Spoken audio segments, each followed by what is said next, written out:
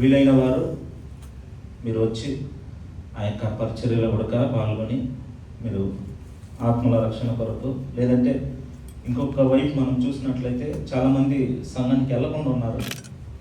వాళ్ళని కూడా సంఘానికి నడిపించలాగా మీరు ప్రయాసపడండి. ఎందుకంటే ప్రభువుని మనము ఆరాధించాలి. మనకి ఎంత డ్యూటీలు ఉన్నా కూడా, ఎన్ని కార్యక్రమాలు ఉన్నా కూడా మనము ప్రభుని ఆరాధించాలి. శుక్రవారంలో మనం చూస్తాం కదా, 11:30 అయిందంటే మసీదులకి అందరు వెళ్తుంటారు. ఎవరైనా మిస్ చేస్తారా? వాళ్ళు ఎవరు మిస్ చేయరు. ఆ సమయానికి అక్కడికి వెళ్ళిపోయి గంట సేపు కూర్చొని వస్తారు.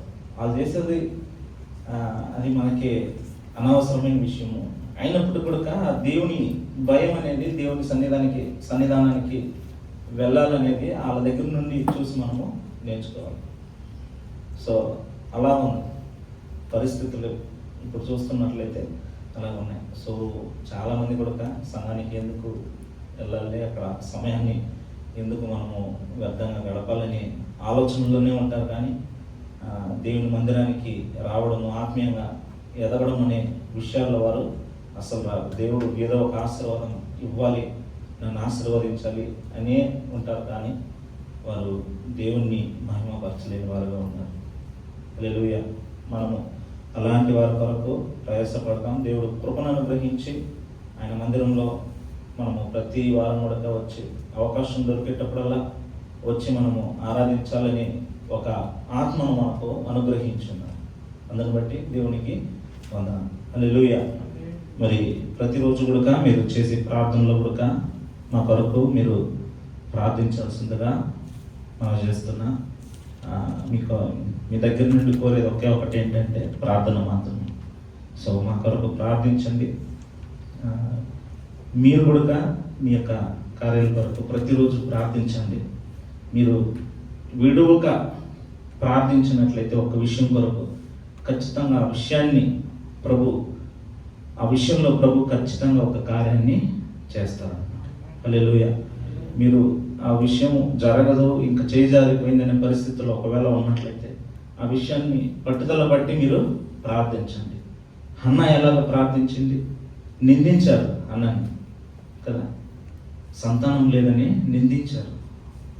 వాళ్ళే మరి అవమానపరిచారు. అయినప్పుడు కూడా సంవత్సరం ఒక సంవత్సరం వెళ్ళింది, మరొక సంవత్సరం వెళ్ళింది. దేవుణ్ణి వెతకడం అనేది, ప్రార్థించడం అనేది, ఆ ఒక్క విషయముకై ప్రార్థించడం అనేది అంత మరి ఆసక్తి కలిగి ఆమె దేవుడు ఏ కార్యాన్నైనా చేయగలడు అని విశ్వాసముతో ప్రార్థన చేసింది. కాబట్టి మరి ప్రభు జ్ఞాపకం చేసుకొని తన గర్భాన్ని ఆశీర్వదించాడు. శ్రేష్టమైన ఒక ఆశీర్వాదంతో అన్నాన్ని ఆశీర్వదించాడు. సమయాల యొక్క జీవితం మనకందరూ తెలుసు. అలాంటి ఆశీర్వాదం, అలాంటి శ్రేష్టమైన ఆశీర్వాదాలతో మనల్ని ఆయన నింపే దేవుడై ఉన్నాడు. అది చాలా దూరంగా లేదు, మనకి దగ్గరలోనే ఉంది. మనము ఎలాగా ఆశీర్వాదాన్ని మనము సంపాదించుకోగలమంటే ప్రార్థనతోనే ఆయన్ని వెతికే. హల్లెలూయా. సో ప్రతిరోజు మీ ప్రార్థనలో ఆయన పాదాలని వెతకండి. ఖచ్చితంగా అసాధ్యమనే కార్యాలని ఆయన సాధ్యపరిచే దేవుడు. హల్లెలూయా. హల్లెలూయా. మరి ఈ రోజు కూడా దేవుని వాక్యం చూద్దాం.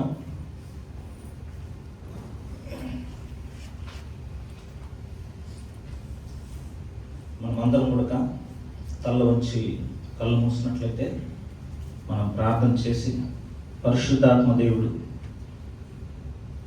మన మధ్యలో సంచరిస్తున్న ఆ పరిశుద్ధాత్మ దేవుడే, మనలో నివసిస్తున్న పరిశుద్ధాత్మ దేవుడే ఈ యొక్క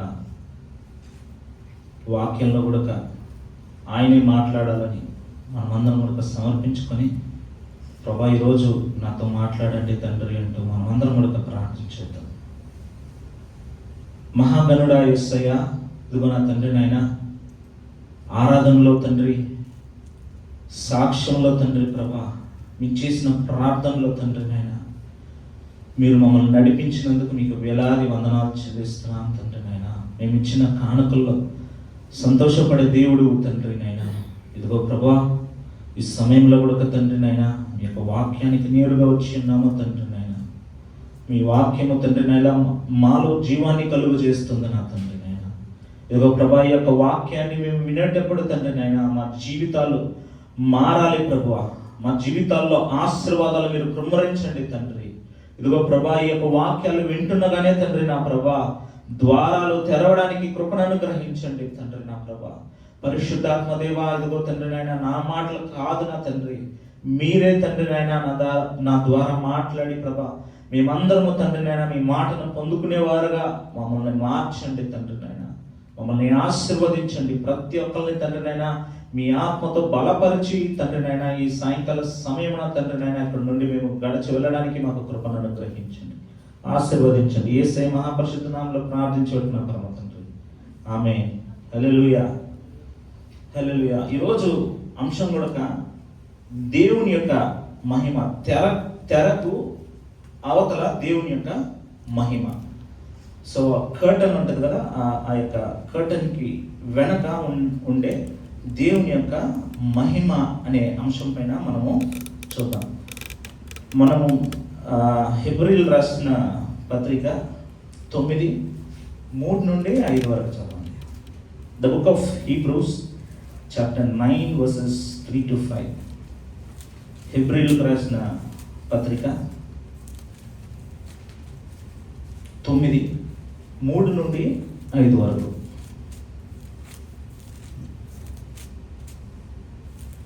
రెండో తెరకు ఆవల అతి పరిశుద్ధ స్థలము గుడారం ఉండెను. అందులో సువర్ణ దోపత్తియు అంతటను బంగారు రేకులతో తాపబడిన నిబంధన మందసం ఉండెను.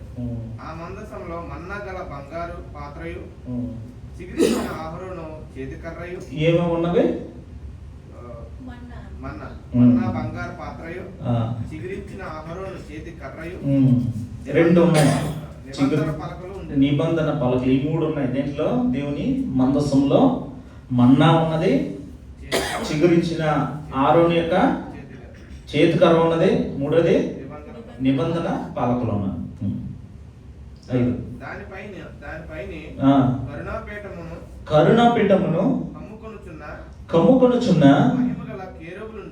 మహిమగల కేరుబులు ఉండేను. హల్లెలూయా, హల్లెలూయా. నేను చెప్పాను ఈరోజు అంశం కూడా తెరకు అవతల ఉన్న దేవుని యొక్క మహిమ అని. మరి క్రైస్తవ వివాహాలు మనము చూస్తాం. క్రైస్తవ వివాహాలు చూసినప్పుడు ఏం చేస్తారు?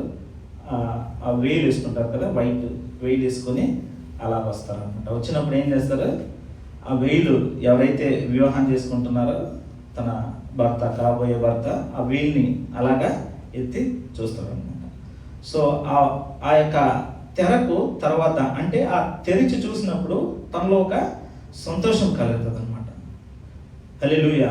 మరి అలాగా అదే రీతిగా ఈ రోజున తెరకు అవతల ఉన్న ఆ యొక్క ఆశీర్వాదం ఏంటని మనము చూద్దాం. హల్లెలూయా. మరి మనము చదివిన ఈ విషయాల్లో మనము చూసినట్లయితే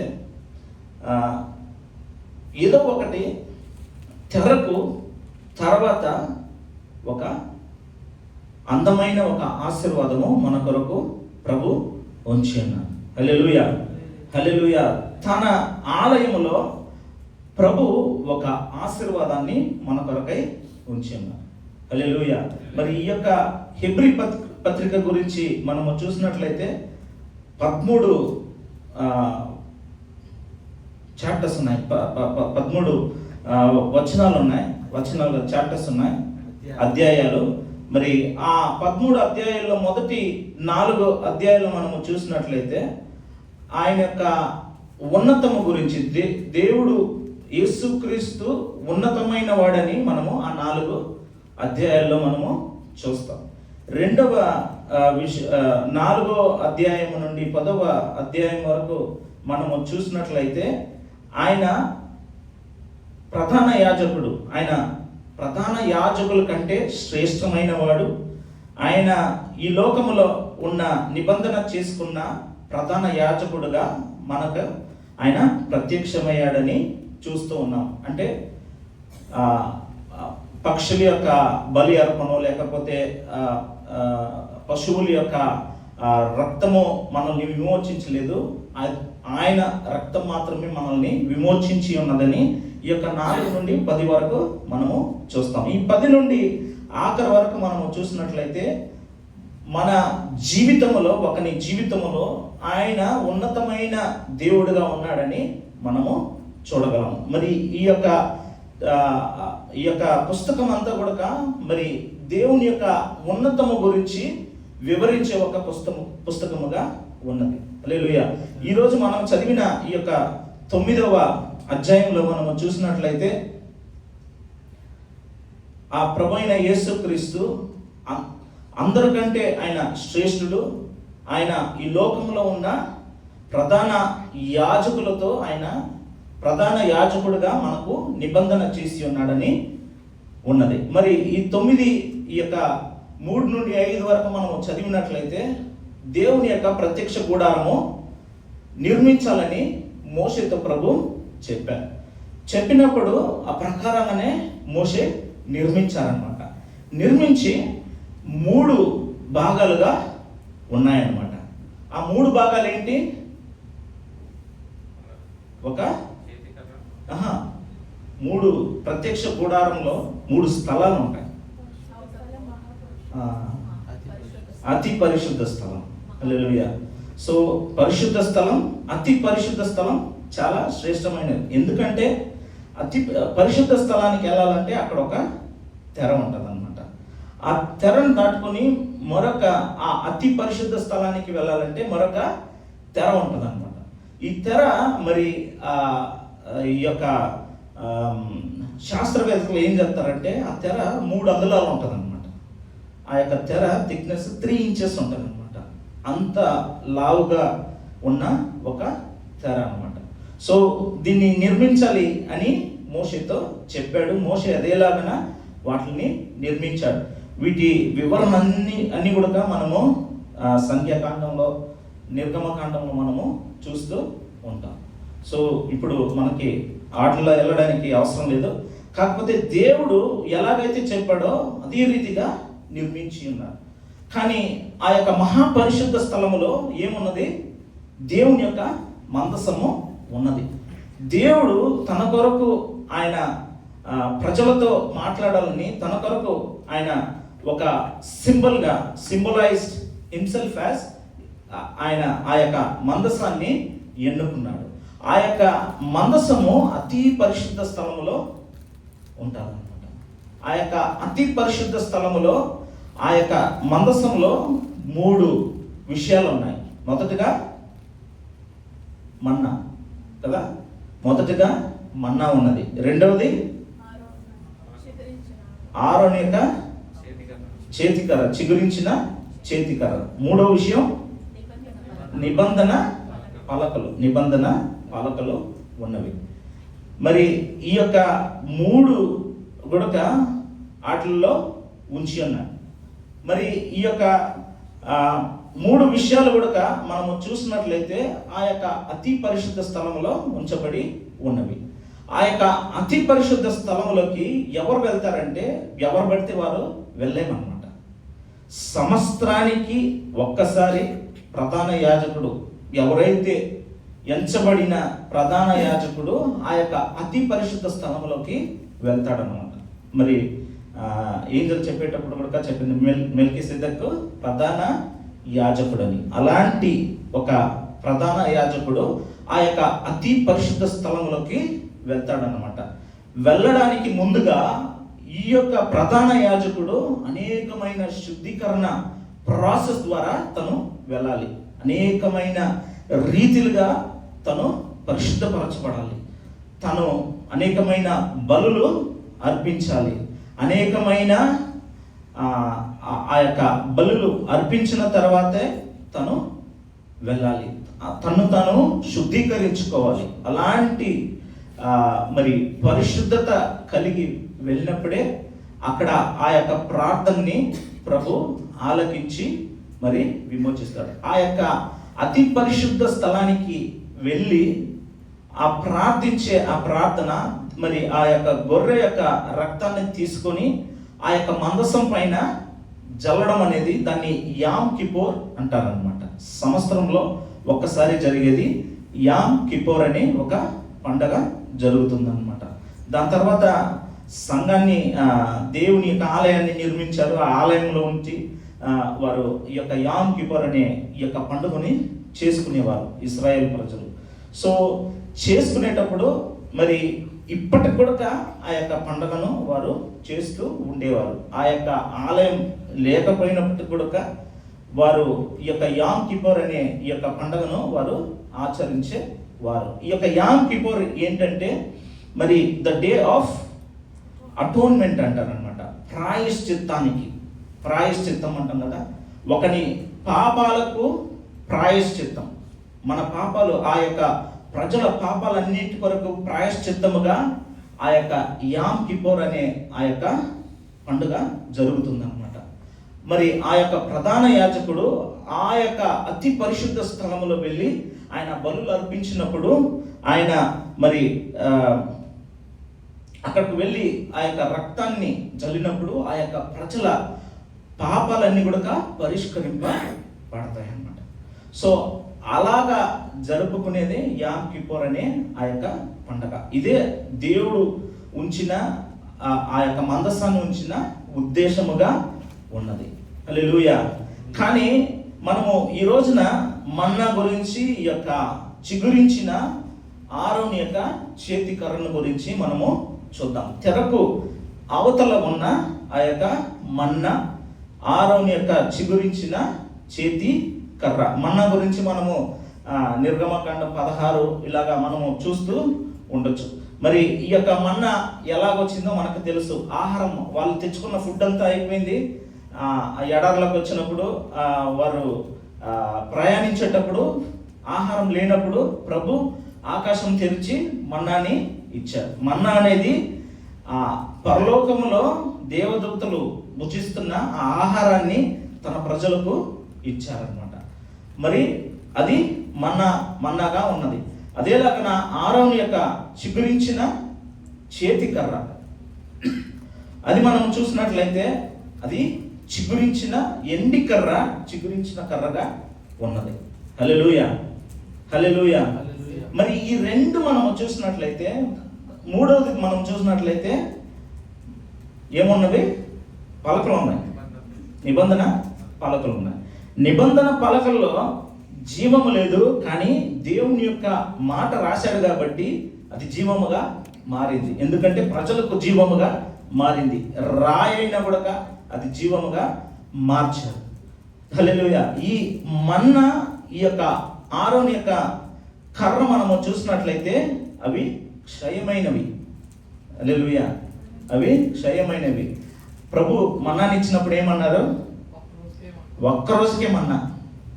ఉదయాన్న కురిసిందా, మరి రేపటి రోజుకి దాన్ని ఉంచుకోలేము, పురుగులు పట్టిపోతాయి, పాడైపోతాయి.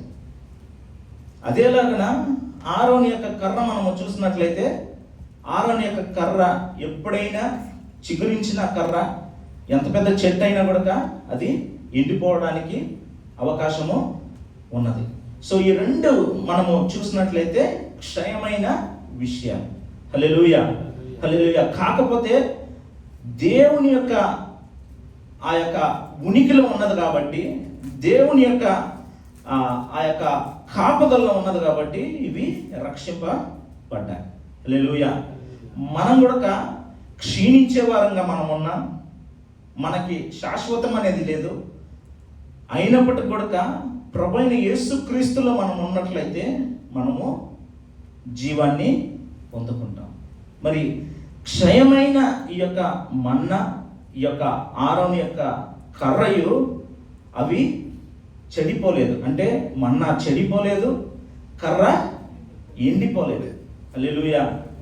మరి అలాంటి వాటిని దేవుని అతి పరిశుద్ధ స్థలములో దేవుడు కాచాడు. హల్లెలూయా, హల్లెలూయా.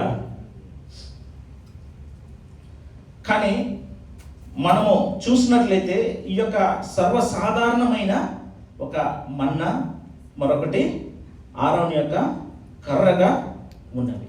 హల్లెలూయా. మనం కూడా ఒకవేళ మనం అనుకోవచ్చు మనము చాలా గొప్పవారమని, మనం కూడా సాధారణమైన వ్యక్తులమే. పరలోకము నుండి వచ్చిన ఆ మన్నానే ఒక రోజుకు పైగా ఉండలేదన్నమాట. హల్లెలూయా. ఈ లోకంలో జీవిస్తున్న మనము జీవిస్తున్నామంటే అది దేవుని కృపచేతని మనము జీవిస్తూ ఉన్నాం. హల్లెలూయా. ఇవి ఎక్కడున్నావంటే ఆ యొక్క తెరకు అవతల, హల్లెలూయా, తెరకు తర్వాత దేవుని సమూహములో భద్రపరచబడి ఉన్నాయి. హల్లెలూయా.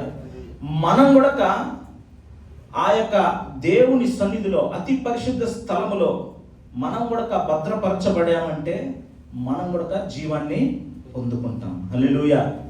క్షీణించే ఆ యొక్క మన్నా, ఆ యొక్క ఆరోన్ యొక్క కర్ర కాచబడ్డాయంటే ఆయన అతి శ్రేష్ఠులుగా ఎంచబడే నిన్ను నన్ను ఆయన కాచి కాపాడలేదా? హల్లెలూయా. మనము ఆయనతో మనం ఉన్నట్లయితే ఆయన మనల్ని కాచి కాపాడే దేవుడై ఉన్నాడు. హల్లెలూయా. మరి ఈ యొక్క ఆరోన్ యొక్క కర్రయు మన్నాయు ఎలాగా స్థిరముగా నిబ్బరంగా ఉండగలిగాయి? హల్లెలూయా. ఎందుకంటే మొదటగా మనము చూసినట్లయితే అవి వెలుగులో ఉన్నవి. తెరకు అవతల ఎప్పుడు దేవుని యొక్క అతి పరిశుద్ధ స్థలములో దేవుని యొక్క మహిమ దాగి ఉన్నది. అక్కడ దేవుని యొక్క వెలుగు అక్కడ ఉన్నది. హల్లెలూయా. మరి ఆ యొక్క మన్నా, ఆ యొక్క ఆరోన్ యొక్క కర్ర ఎక్కడున్నది? దేవుని యొక్క మహిమలో, దేవుని యొక్క వెలుగులో ఉన్నది. మనం కూడా మన జీవితాలను కూడా దేవుని యొక్క మహిమలో, దేవుని యొక్క వెలుగు కింద మన జీవితాలు ఉండాలి. హల్లెలూయా. ఈరోజు మనము దేవుని యొక్క వెలుగు కింద ఉన్నామా లేకపోతే చీకట్లో ఉన్నామా అని మనము పరిశీలించాలి. హల్లెలూయా. మనం అంటాం, సంఘానికి వస్తూ ఉంటాం, నేను దేవుని బిడ్డని, బాప్టిజం పొందాను, పాటలు పాడతాను, బాగా వాక్యం చెప్తాను, లేదంటే మంచిగా నేను సహాయపడతాను, నేను చాలా చాలా మట్టుకు అందరికీ సహాయం చేస్తూ ఉంటాను, దశంభాగం ఇస్తాను, ఇలాగా అంటూ మనము చీకట్లో ఉన్నామంటే మన జీవితానికి ఏమైనా విలువ ఉంటుందా? ప్రభు సన్నిధిలో అస్సలు ఉండదు. హల్లెలూయా. కానీ మనం అందరం కూడా ఆయన యొక్క సన్నిధిలో ఉన్నప్పుడు ఆయన యొక్క వెలుగులో మనము జీవించాలి. ఆయన యొక్క వెలుగు నీడలో మనము బ్రతకాలి. ఆయన యొక్క వెలుగులో మనము ఉండాలి. వెలుగులో ఉండేవారు చీకట్లకి వెళ్ళరు, వెలుగు కింద ఉండేవారు. ఆ యొక్క అతి పరిశుద్ధ స్థలంలో ఎలాగైతే మన్నా కాచబడి ఉన్నదో, ఎలాగైతే ఆ కర్ర కాచబడి ఉన్నదో, అదే వెలుగు కింద మనం అందరం కూడా కృపను బట్టి మనము కాచబడుతూ ఉన్నాం. ఈ రోజున మన జీవితంలో ఏదైనా చీకటి ఉన్నట్లయితే ఈ రోజున మనము వెలుగుకు నేరుగా మనము పరిగెత్తాలి. లేదంటే ఉన్న చోట్లోనే ప్రభా నన్ను కనికరించుము అని మనం అడిగినట్లయితే మన చీకటిని ఆయన తొలగించే దేవుడై ఉన్నాడు. హల్లెలూయా. హల్లెలూయా. దేవుని యొక్క శక్తి, దేవుని యొక్క వెలుగులో మనము ఉండాలి. మనము ఈ రోజున ఎక్కడున్నామని మనము గ్రహించాలి. హల్లెలూయా. మరి రెండో విషయం మనము చూసినట్లయితే ఈ యొక్క మన్నా, ఈ యొక్క కర్ర దానిపై అది సొంతంగా నిలబడలేదు. మనం అంటాం కదా, నా సొంత కాలుపైన నేను నిలబడుతున్నానని. వాటి సొంత శక్తి పైన అవి ఉండలేదు. పరలోకము నుండి వచ్చినప్పుడు కూడా దేవుడే ఆ యొక్క ఆరోన్ యొక్క కర్రను చిగిరించినప్పుడు కూడా అవి దేనిపైన ఆధారపడ్డాయి? దేవుని పైన ఆధారపడ్డాయి. మనకు ఒక 4 డబ్బులు ఎక్కువ వచ్చాయంటే మన పరిస్థితులు ఎలా ఉంటాయి? మనము పరలోకం నుండి దిగిన వారంగా మనము బిహేవ్ చేస్తూ ఉంటాం. అలా కాకుండా మనము దేవునికి సమర్పించుకోవాలి. హల్లెలూయా. హల్లెలూయా. మనము నాకున్న బ్యాంక్ బ్యాలెన్స్ పైన నేను ఆధారపడి ఉన్నాను, లేదంటే నా కుటుంబం ఇలాంటి కుటుంబము, లేదంటే నాకు మంచి ఉద్యోగం ఉన్నది, నాకు ఎంత శాలరీ వస్తున్నది, నాకు అసలు ఎవరి సహాయము అవసరం లేదు అని ఒకవేళ ఆ యొక్క ఆలోచనలు ఉంటే అది తప్పైన ఆలోచన. ప్రతి నిమిషము, ప్రతి గడియ, ప్రతిరోజు మనము ఆయన పైన ఆధారపడాల్సి ఉంటుంది. హల్లెలూయా.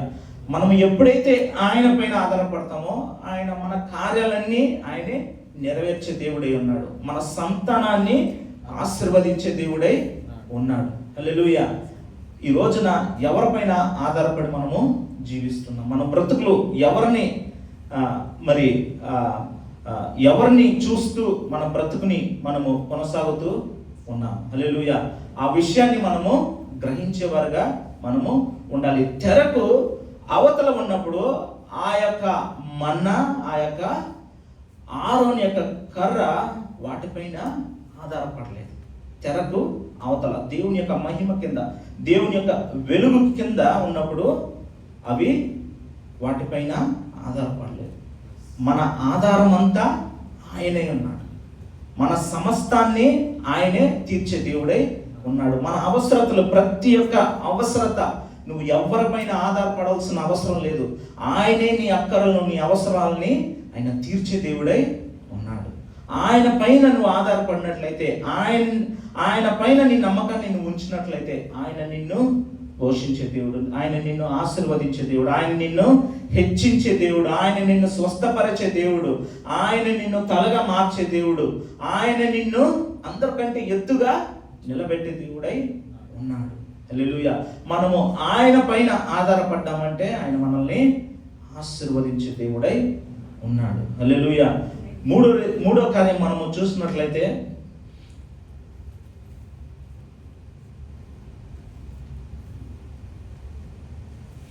మరి ఆ యొక్క మన్న, ఆ యొక్క ఆరోన్ యొక్క కర్ర ఒక స్వభావం, అంటే వాటి యొక్క క్యారెక్టర్స్ మారాల్సి ఉన్నది అనమాట. కానీ మారలేదు. హల్లెలూయా.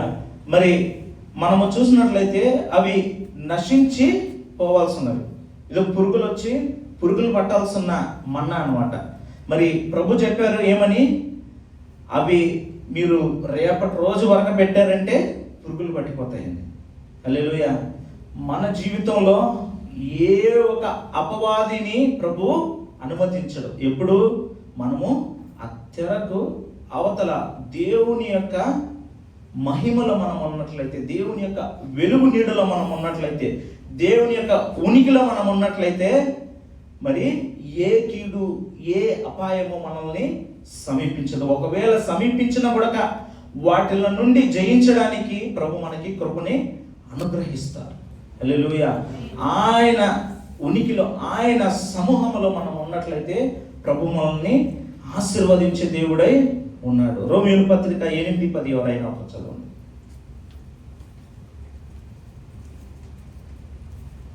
The book of Romans chapter 8 verses 10.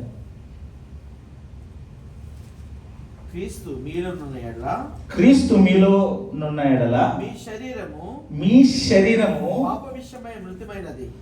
పాప విషయమై మృతమైనది, కానీ మీ ఆత్మ నీతి విషయమై జీవము కలిగి ఉన్నది. మీ ఆత్మ ఎలాగున్నదంట? నీతి విషయమై జీవము కలిగి ఉన్నది. హల్లెలూయా. మన జీవితాల్లో కూడా, మన శరీరాన్ని వదిలిన కూడా, మన జీవితాల్లో అవన్నీ కూడా జీవము కలిగిన వై, మన ఆత్మ జీవము కలిగిన ఆత్మై ఉన్నది. ఒకవేళ ఆత్మలో చనిపోయి ఉన్నావా, ఈ రోజున ఆయనలో మనం ఉన్నామంటే, ఆ యొక్క వెలుగు నీడలో మనం ఉన్నామంటే, ఆ యొక్క ఉనికిలో మనం ఉన్నామంటే ఆయన మనకి జీవాన్ని ఇచ్చే దేవుడిగా మనకు ఈ రోజున ప్రత్యక్షమై ఉన్నాడు. హల్లెలూయా. ఆ తెరకు తర్వాత ఇన్ని ఆశీర్వాదాలు దాగి ఉన్నవి. హల్లెలూయా. అవన్నీ మనం ఎప్పుడు సొంతం చేసుకోగలమంటే మనం ఆ వెలుగు నీడలో మనము ఉన్నప్పుడు. హల్లెలూయా. మరి ఈ యొక్క మందసాన్ని మనము చూసినట్లయితే, మందసము ఒకే ఒక స్థలంలో ఉండలేదన్నమాట. యుద్ధం వచ్చినప్పుడు ఏం చేస్తారు? ఆ మందసాన్ని తీసుకొని వెళ్తారు. యోర్దాను నది దాటాలంటే ఆ యొక్క మందసాన్ని మోసుకుంటూ యాజకులందరూ కూడా మందసాన్ని మోసుకుంటూ వెళ్తూ ఉంటారనమాట. వెళ్తూ ఉండేటప్పుడు ఆ యొక్క యోర్దాను నది ఏమైంది? రెండుగా బాయలైంది అనమాట. బాయలైన తర్వాత ఆ యొక్క ఆరిన నేలపైన వారు నడుచుకుంటూ వెళ్ళిపోయారు. మందసము ఒక స్థలములో లేదు, అది అనేక స్థలములో తిరుగుతూ ఉంటుంది. మరి ఇంతవరకు మనం చూసింది దేవుని సంఘంలో, దేవుని యొక్క మహిమ కింద, దేవుని యొక్క వెలుగు కింద మనము ఉన్నప్పుడు. మరొక వైపు, మరొక కోణంలో మనం చూసినట్లయితే దేవుని యొక్క మందసము ప్రతి చోటన వెళ్తుంది, యుద్ధాలకి వెళ్తుంది. హల్లెలూయా. మరి మార్గం లేని పరిస్థితుల ద్వారాను వెళ్తూ ఉంది. అంటే దేవుని యొక్క మందసములో ఉన్న ఆ మన్న ఎన్నోసార్లు పడినప్పుడు కూడా అది ఏం కాలేదు. ఆ యొక్క ఆరోను యొక్క కర్ర, చిగురించిన కర్ర ఏం కాలేదు. అవి భద్రంగా దేవుని యొక్క ఆ మందసములో కాచబడ్డాయి. హల్లెలూయా. మనం కూడా అనేక సార్లు ఈ లోకంలో అనేకమైన పోరాటాలు ఎదుర్కొంటూ ఉంటాం. ఆయన యొక్క ఆ యొక్క ఉనికిలో మనం ఉన్నట్లయితే, ఆయన యొక్క వెలుగు నీడలో మనం ఉన్నట్లయితే, ఆయనే మనం వెలుగుని మనము ఆధారం చేసుకున్నప్పుడు, మనము ఎటువంటి గడ్డైన పరిస్థితుల ద్వారా మనం వెళ్తున్నప్పుడు కూడా మనకి ఆయన విజయాన్ని ఇచ్చే దేవుడై ఉన్నాడు. మరి వీళ్ళు యుద్ధానికి వెళ్ళి వారు జయించాలంటే దేవుని యొక్క మందసాన్ని తీసుకొని వెళ్ళేవారు అనమాట. హల్లెలూయా. విజయానికి సూచనగా ఉన్నది దేవుని యొక్క మందసం. హల్లెలూయా. మనం కూడా విజయాన్ని పొందాలంటే దేవుని యొక్క మహిమను మన పైన ఉంచబడి మనము దేవుని యొక్క మహిమలో, దేవుని యొక్క వెలుగులో నడిచే వారంగా మనము ఉండాలి. హల్లెలూయా. ఆ తెరలోకి వెళ్ళిన వారు మరి అంత సులువుగా వెళ్ళారు. ఆ తెరకు అవతల అన్ని ఆశీర్వాదాలు దాగి ఉన్నవి. ఆ తెర మరి ఒక అడ్డుగా ఉన్నది. వేరే ఏ వ్యక్తులు, సాధారణమైన వ్యక్తులు ఎవ్వరము వెళ్ళలేదు. హల్లెలూయా. ప్రభువైన యేసుక్రీస్తు ఒక మాట చెప్పారు. ఏం చెప్పారు? ముందు దూరముగా ఉన్న మీరు ఇప్పుడు ఏమయ్యారు? సమీపస్తులైనారు. ఎలాగ సమీపస్తులైనాము? ఆయన రక్తాన్ని చెల్లించాడు, కార్చాడు కాబట్టి. హల్లెలూయా. మత్తయికి రాసిన పత్రిక 27:51 చదవండి. The book of Matthew chapter 27:51. అప్పుడు దేవాలయపు తెర పై నుండి కింది వరకు, ఎక్కడి నుండి? పై నుండి కింది వరకు రెండుగా చినిగెను. భూమి వణికెను. బండలు బద్దలాయను. అప్పుడు దేవాలయపు తెర ఎక్కడ ఉన్నది? తెర దేవుని ఆలయములో ఉన్నది. దేవుని ఆలయపు తెర రెండుగా, కింద నుండి, ఎక్కడి నుండి? తెర పై నుండి క్రిందకి వరకు రెండుగా చేర్చబడింది. చేర్చాలంటే, తెర ఉందంటే మనం ఏం చేస్తాం? సాధారణంగా వాటిని రెండుగా చేర్చాలంటే ఏం చేస్తాం? కింద నుండి చేరుస్తాం. అవునా లేదా? ఎవరు పైకి ఎక్కి పై నుండి చేర్చరు కదా. సో రెండుగా చేర్చాలంటే కింద నుండి చేర్చాలి. ఇప్పుడు పై నుండి చీలిందంటే ఎవరు చీల్చారు? దేవుడే చీల్చాడు. హల్లెలూయా. ఆ తెర, అడ్డుగా ఉన్న తెర, మనము ఆశీర్వాదాన్ని పొందుకోలేకుండా ఉన్న ఆ తెరను రెండుగా తెరిచాడు దేవుడు. హల్లెలూయా. పై నుండి రెండుగా చీల్చి ఆ యొక్క అతి పరిశుద్ధ స్థలములోకి, ఆ యొక్క పరలోక రాజ్యములోకి, ఆయన యొక్క సమూహములోకి ప్రవేశించడానికి మనల్ని కూడా ఒక వారసులుగా ప్రభువైన యేసుక్రీస్తు చేసి ఉన్నాడు. ఆ రోజుల్లో ప్రధాన యాజకుడు మాత్రమే ఆ యొక్క అతి పరిశుద్ధ స్థలంలోకి వెళ్తాడనమాట. ఎప్పుడైతే ప్రభువైన యేసుక్రీస్తు తన రక్తాన్ని కార్చి ఆ శిలువలో మరణాన్ని పొందాడో, వెంటనే ఆలయంలో ఉన్న ఆ తెర పై నుండి రెండుగా చీల్చబడేను. హల్లెలూయా. ఆయన కార్చింది మనము దేవుని దగ్గరికి చేరాలని. ఆయన రక్తాన్ని కార్చింది మనము ఆశీర్వాదాలని పొందుకోవాలని. హల్లెలూయా. హల్లెలూయా. ఆ యొక్క సింహాసనమందు మనకు కావాల్సిన జవాబు ఉన్నది. హల్లెలూయా. అంతవరకు ఆ ప్రధాన యాజకుడే వెళ్ళాలి. కానీ ఎప్పుడైతే ప్రభువైన యేసుక్రీస్తు ఆయన మరణించారో, అప్పుడు మనము ప్రవేశించడానికి మనం కూడా అర్హులంగా మారాం. మనం కూడా ఆశీర్వాదాన్ని పొందుకోవడానికి, మన యొక్క పాపాలు క్షమించబడడానికి మనము డైరెక్ట్గా ఆయన దగ్గరికి వెళ్ళి మనము క్షమాపణ కోరుకోగలం. మనము ఆయన దగ్గరికే వెళ్ళి మన యొక్క కార్యాన్ని, మన యొక్క హృదయాన్ని ఆయన దగ్గర చెప్పుకోగలం. హల్లెలూయా. అంతవరకు ఒక వ్యక్తి ఉండేవాడు, కానీ ఎప్పుడైతే ప్రభువైన యేసుక్రీస్తు తన రక్తాన్ని కార్చాడో మనము డైరెక్ట్గా ఆయన దగ్గరికి వెళ్ళి మనము ప్రవేశించి ఆయనతో మనము మన బాధలు చెప్పుకోవచ్చు. హల్లెలూయా. తెరకు అవతల ఒక మహిమ ఉన్నది. ఆ మహిమను చూడడానికి ఆ తెరను రెండుగా చీల్చాడు ప్రభువైన యేసుక్రీస్తు. హల్లెలూయా. మనమందరము ఆ ప్రభువైన యేసుక్రీస్తు యొక్క మరి ఆ త్యాగాన్ని మనము గుర్తెరిగిన వారమై మనం ఉన్నట్లయితే ప్రభు నీ కొరకు నా కొరకు ఆ తెరను పైనుండి రెండుగా చీల్చాడు. మనము ప్రవేశించడానికి, మనము అతి పరిశుద్ధ స్థలంలోకి వెళ్ళడానికి, మన ఆశీర్వాదాన్ని మనము చేతి ద్వారా మనము తీసుకోవడానికి, మన దీవెనలు ఆయన దగ్గర నుండి పొందుకోవడానికి, మన యొక్క శాపాన్ని కూడా ఆ యొక్క సిలువలో ఆయన మార్చాడు. హల్లెలూయా. హల్లెలూయా. ఎంతమంది విశ్వసిస్తున్నారు? నా కొరకు ఆ యొక్క తెరని ప్రభు చీల్చాడు.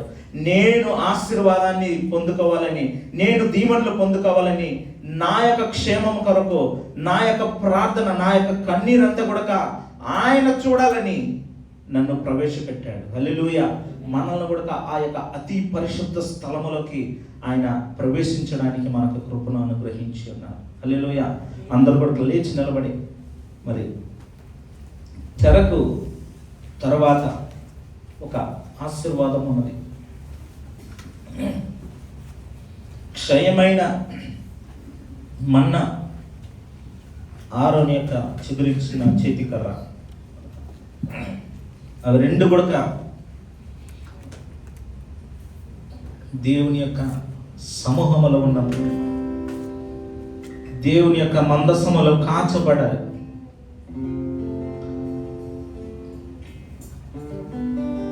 అక్కడ క్షేమం అన్నది. దేవుని యొక్క మందసములో కాపుదల ఉన్నది. ఏ అపాయము లేదు. అపాయం వచ్చినప్పుడు మనకు తాగుచోటు సిలువ ఉన్నది. చెప్పలేని బాధ వచ్చినప్పుడు, కలిగినప్పుడు చెప్పుకోవడానికి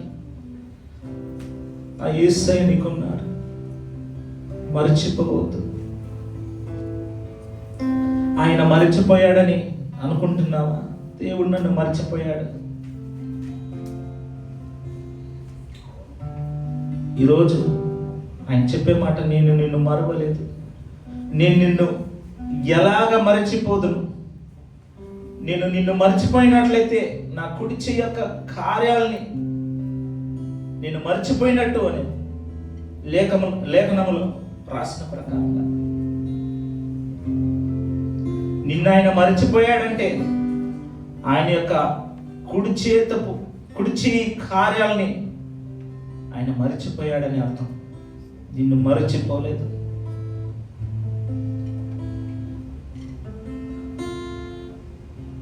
ఈ రోజున అందరం కూడా రెండు చేతుల పైకెత్తి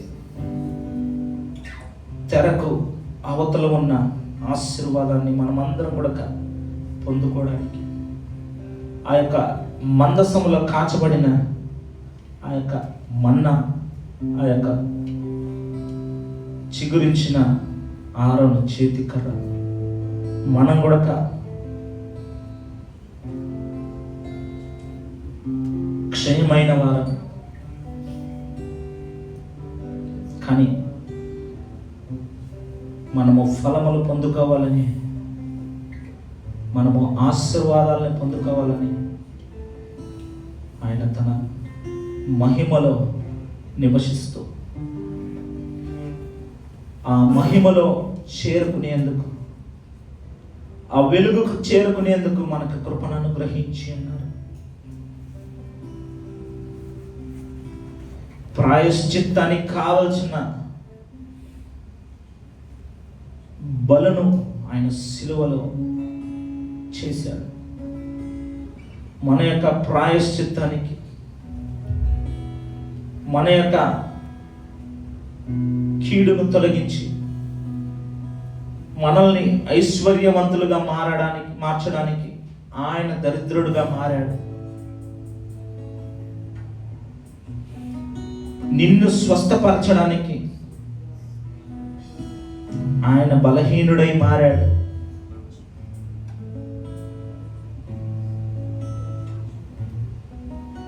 మన దరిద్రత అంతయు, నీ దరిద్రత అంతయు తన తలపైన మోసి ఆ దేవాతి దేవుడు ఆ సిలువలో ఆ తెరను దాటి ప్రవేశించడానికి మనకి కృపను కల్పించి ఉన్నాడు.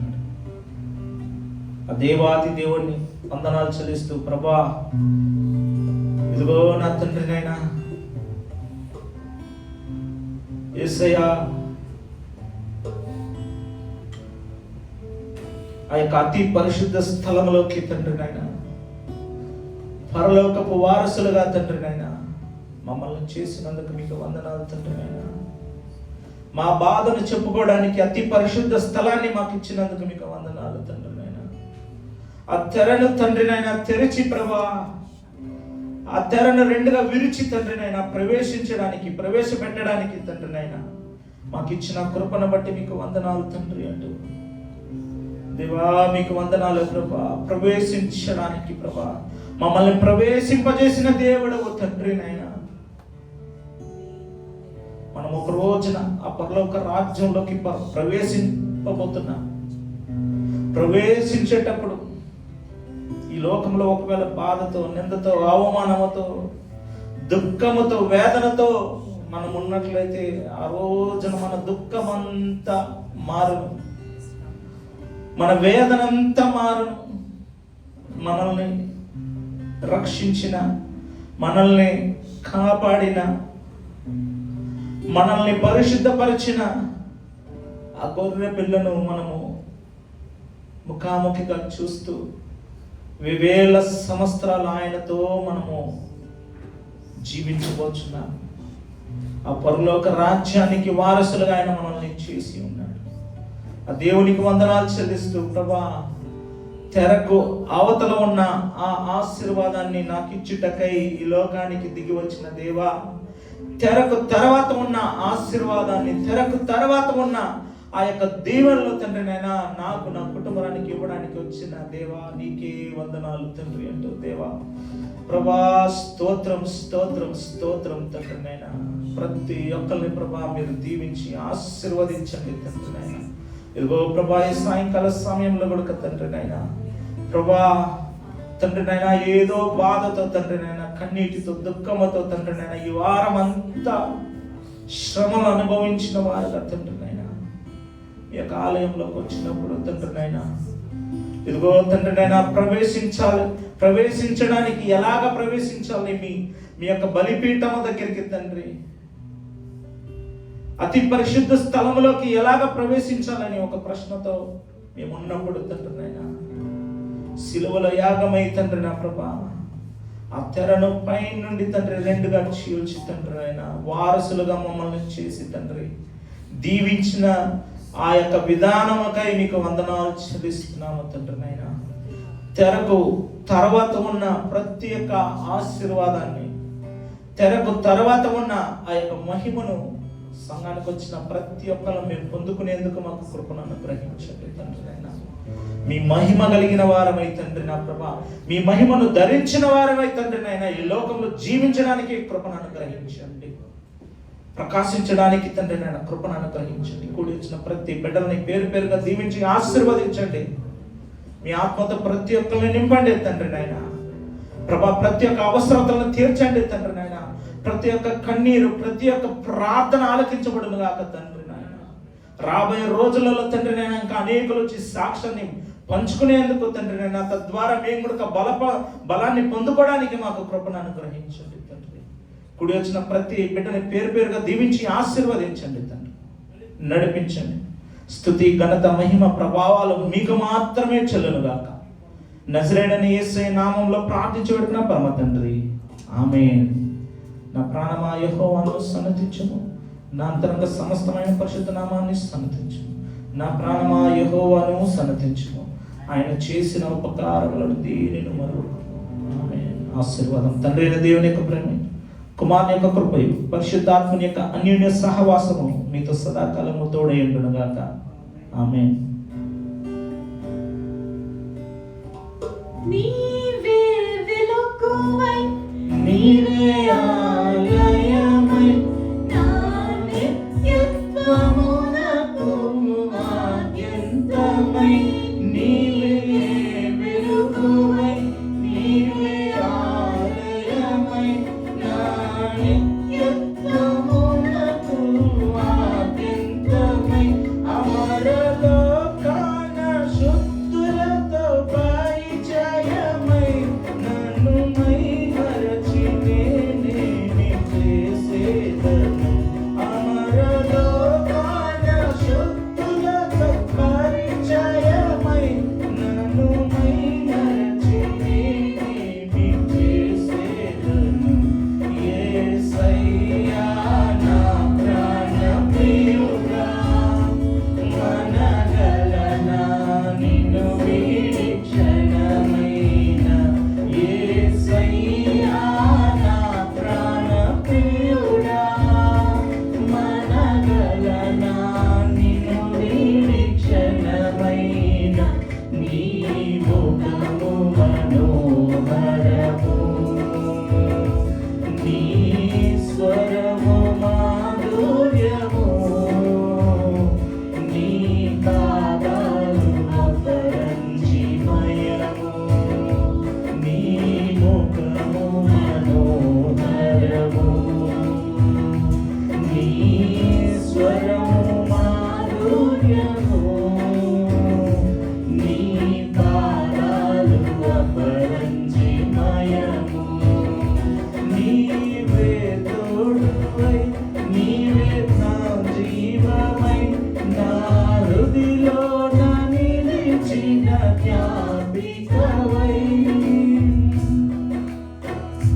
నీవే నా తోడువై నీవే నా జీవమై నా హృదిలో నిలిచిన జ్ఞాపికవై అను అనున నీ కృప నిక్షిప్తమై నన్ను ఎన్నడూ వీడని అనుబంధమై అనుక్షణమున నీ కృప నిక్షిప్తమై నన్ను ఎన్నడూ వీడని అనుబంధమై యేసయ్యా నా ప్రాణ ప్రియుడా మనగలనా నిన్ను వీడి క్షణమైన నీ ముఖము మనోహరము నీ స్వరము మాధుర్యము